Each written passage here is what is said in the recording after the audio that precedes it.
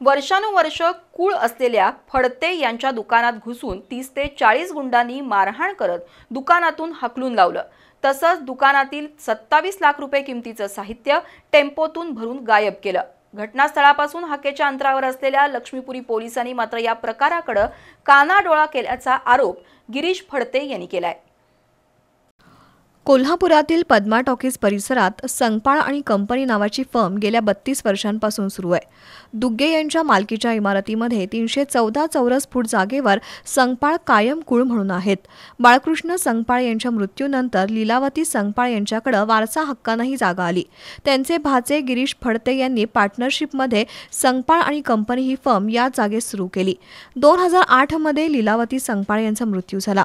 तेव्हापासून सर्व व्यवहार गिरीश फडते पाहत आहेत। दरम्यान संध्या तुर्किया आणि आशिष तुर्किया यांनी भरतकुमार दुग्गे यांच्याकडून 2022 मध्ये ही इमारत खरेदी केली। 23 मार्च 2024 रोजी संध्या तुर्किया, आशिष तुर्किया, प्रकाश संगपाळ, कमलेश संगपाळ, अजित पवार यांच्यासह 25 ते 30 लोकांनी दुकानात घुसून आपल्याला मारहाण केली आणि दुकानातील 27 लाखांचं साहित्य चोरून नेल्याचं गिरीश फडते यांनी सांगितलंय। शिवाय कॉम्प्युटर, कागदपत्र आणि गल्ल्यातील रोख 19,000 रुपये गेल्याचा त्यांचा दावा आहे। विशेष म्हणजे जवळच असलेल्या लक्ष्मीपुरी पोलिसांनी जाणून बुजून दुर्लक्ष केल्याचा आरोप फडते यांनी केलाय। यावेळी मदन पाटील, प्रशांत सूर्यवंशी, नंदकुमार बजाज उपस्थित होते।